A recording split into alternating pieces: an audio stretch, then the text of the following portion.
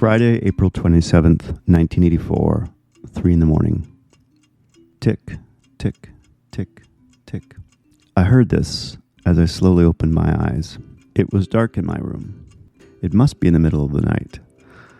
I turned on my lamp. I took the clock in my hand. My eyes slowly focused. 3 a.m. Exactly 3 in the morning. Another sleepless night. I put the clock back down on the night table and closed my eyes. Just go to sleep. Think of lovely things to fall asleep to. How about the ocean? The sound of the ocean waves as they come and go and splash against the beach with the high moonlight in the distance. Or maybe the pretty lady at the supermarket, her blouse open, just enough to see her soft skin in the beginning of where her breast starts. No, that's not going to work. Back to the ocean waves, crashing, splashing against the beach. The waves, the splash, the crash. Tick, tick, tick, tick. My eyes open again. I grabbed the clock. It was made by the Shanghai Diamond Company. This one I'd had since I was a young boy. The face on the clock was of a night sky with stars in the background. The second hand was a meteor-like object moving around the clock face. If you held it under the light for 10 minutes, it glowed in the dark for a few minutes while you fell asleep, watching it go around and around. I stared at that meteor-like object many times as I fell asleep as a boy. Damn, another sleepless night. This had been happening all week.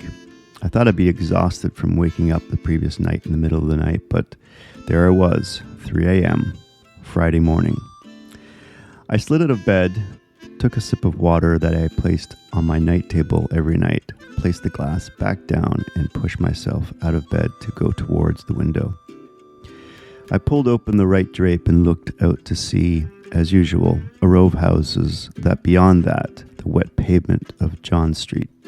The house was on an elevated street, and from my bedroom window I had a full view of the row of houses with the backyards along John Street.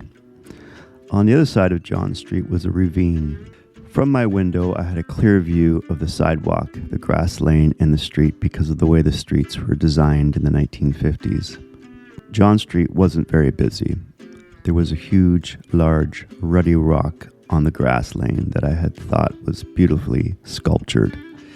While I stood at the window for a few moments, there was something peaceful about how undramatic and lifeless the street was in the middle of the night. I closed the drape, returned to bed, took another sip of water, and lay down. Saturday, April 28th, 1984, 3:06 a.m. Please, let it be morning, please. I opened my eyes and turned the lamp on. 6 after 3 in the morning. Damn. I turned the light back off and closed my eyes. I tried all the tricks I was told would help one fall asleep. Counting backwards from 100. Counting sheep. Oh, this is frustrating. I got up and sat on my bed, rubbed my face with my hands, and took another sip of water. I stood up, walked towards my window, pulled the right drape open, and looked outside. A man stood on John Street beside the big rock. I rubbed my eyes to make sure I wasn't seeing things. Yes, a man was standing beside the rock on the grass lane as if he were waiting for someone or something. The man wore what looked like a Fedora hat in a full suit. He held a piece of luggage, or maybe a briefcase, though it appeared to be too big for a briefcase from where I could see.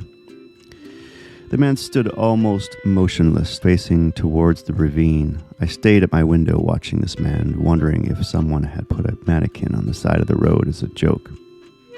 The man brought up his left arm to look at his watch. Ah, it's a real man.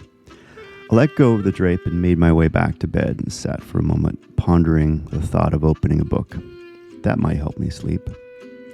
From outside, I heard the sound of a bus coming up the street, and then it stopped. The man was obviously waiting for transportation. After a few moments, I heard the driver release the brakes, and its engines run down the street, fading into the distance. No, I don't want to read. I don't know what I will do. Maybe I will count sheep. Yes, let's try that. It's childish, but I'll try anything.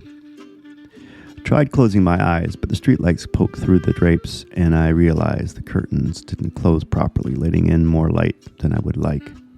I got up to fix it and checked outside again. To my surprise, the man was still there. Weird. I was sure I heard a bus stop on that street. Maybe the man is waiting for someone, and the bus mistook him as a passenger waiting to be picked up. I watched the man for a minute, but felt very tired, so made my way back to bed and counted sheep. 1 sheep, 2 sheep, 3 sheep, 4 sheep. Sunday, April 29th, 1984, 3:21 a.m. Tick, tick, tick, tick, tick. My eyes opened to see darkness. I reached for the clock, 3:21 in the morning. It's Sunday, just go back to sleep. I put the clock back on the table, rolled onto my back, and gazed up at the ceiling. The stream of light poked between the top of my drapes and the window frame. The street lights weren't bright, but I could feel the strength of its glow as it broke through the window. What is it that keeps waking me up at 3 in the morning? I asked out loud, still facing the ceiling. I sat up. The glow from the streetlights peeked through the entire perimeter of the window around the drapes. I opened the right drape to see the man in the Fedora hat standing in the same spot he was yesterday. But this time, there was someone with him. A young man with blue jeans and a black jacket, sitting on the rock while the man in the Fedora hat remained by the road. The man with the hat held the same suitcase and again wore a suit. I waited for a moment. He didn't appear to talk to the man in the black jacket and on occasion checked his watch. My clock ticked away on my nightstand and the street lights illuminated the room as I had the drape open while the two men began to engage in a conversation. The young man sitting on the rock appeared to even laugh and seemed very relaxed. The man with the hat seemed quite serious from where I was standing and didn't turn his head to face the young man on the rock. The conversation seemed to stop, and the young man looked down the road as if he were waiting for something. I tired from looking at the two men. I let the drape close, sat and took a sip of water. I lifted my feet and shoved them under the covers. Maybe counting the spots on my ceiling will help. 1, 2, 3. I heard the sound of the bus coming up the street again, and it stopped. Then after a few seconds, the bus released its brakes and drove off. I waited for a minute and then had the overwhelming feeling of wanting to look out again. I slid back out of bed and pulled the drape open to spy the man with the Fedora hat still standing. The young man was gone. Why would a man wait for a bus stop and not take the bus? 2 nights in a row. He must get picked up by a friend later. What an odd time to be waiting for a bus. I didn't know they ran through the night. He stayed so still that I wondered if he was lost. I had the urge to put on some clothes and ask him, but the feeling of exhaustion came over me, which I welcomed after nights of sleeplessness. I let the drape drop to close out the light.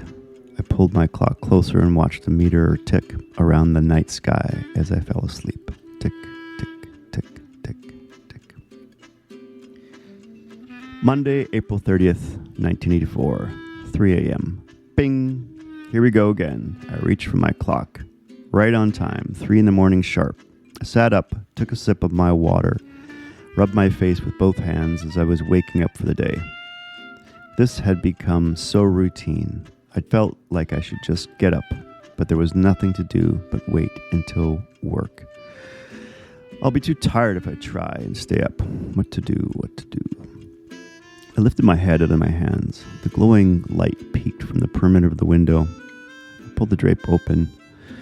There he was, the man in the hat, standing in the same spot as the previous night, beside the rock.